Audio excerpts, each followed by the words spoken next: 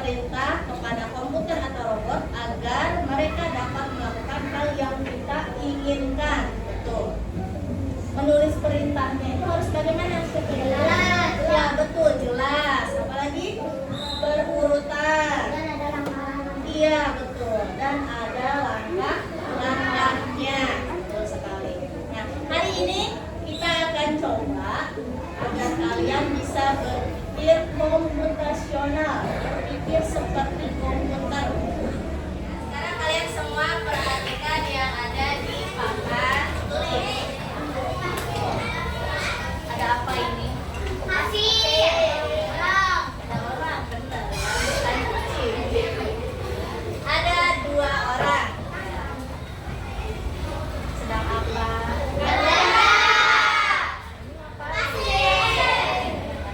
Kalian menemukan hal seperti ini di mana?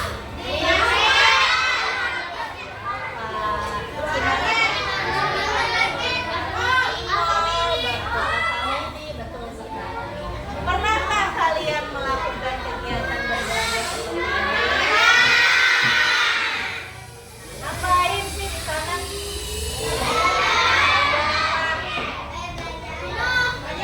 Jajan minum, ada yang baju, ya, jajan, sembako. Biasanya kalian kesini sama siapa? Silakan kalian melakukan kegiatan berbelanja. Tadi sudah pernah ya.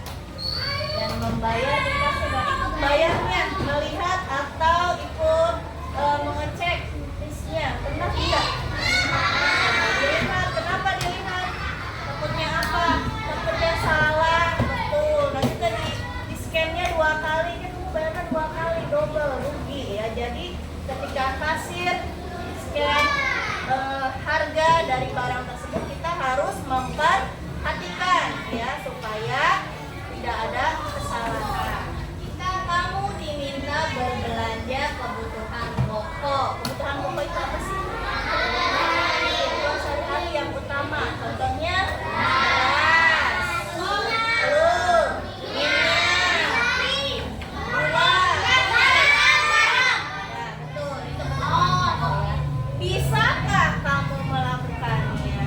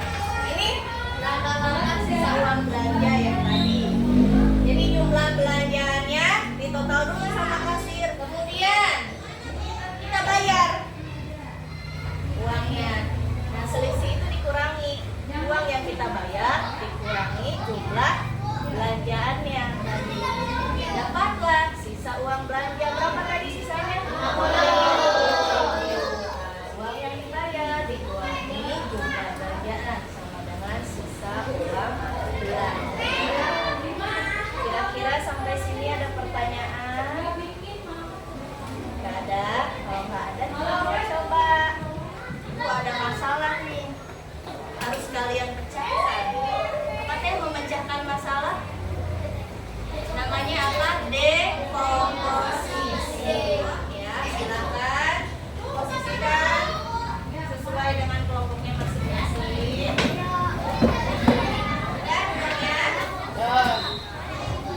Dicatat dulu di buku kalian tadi yang kita bahas. Memahami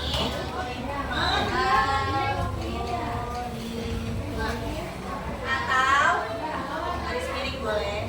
Langkah-langkah memecahkan ya masalah. Itu ada LKPD atau lembar kerja peserta didik. Ini dikerjakan secara berkelompok. Langkah kerja pertama, tuliskan langkah-langkah yang harus dilakukan dalam berbelanja secara berurutan dari awal hingga akhir. Tadi sudah dijelaskan, kalau kalian memperhatikan bisa mengisinya. Jumlah uang yang harus dibayar oleh Pak Budi jika dia harus berbelanja kebutuhan pokok seperti pada gambar. Beras berapa, gula berapa, terus minyak berapa, daging berapa. Kemudian baru bawahnya angkanya berapa harganya, misalnya 10.000, 100.000 ditambah 200.000 ditambah 300.000 sekian sama dengan berapa. Jika ia membayar dengan uang 500.000, berapakah kembaliannya? Buatkan dalam bentuk algoritma sederhana. Yang keempat, nah, jika kamu jadi kasir nih, buatlah dua kemungkinan pembalian belanja dengan nominal pecahan uang berbeda dari uang yang tersedia. Di mesin kasir dalamnya suka ada kan bagian uang.